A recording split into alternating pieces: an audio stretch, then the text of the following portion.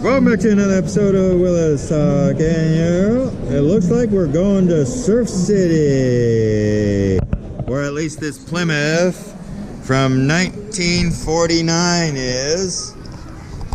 Catch some waves. No, it's not a woody, but it sure does look beauty. I bet you 2 bits those look like maybe horns right there in front. What do you guys think they are? Or what do you know they are? Put it down in the comment section. 49 Suburban.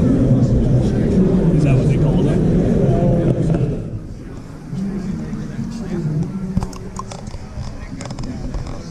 It's cool. It is neat. Now, why am I? Oh, that's one way you trap your children by. Get behind me. Now they're trapped. The only way out is bail out the back seat. Or behind you. Now there is some nice wide white walls. It's just final. Okay. Seat cushion. The seat bottom. And that takes dedication. The bigger and the more details, the more dedication. Whoa, even looks like the surfboard got waxed.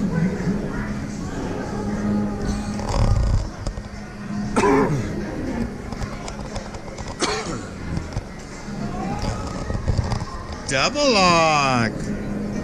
They're not getting out, that's for sure.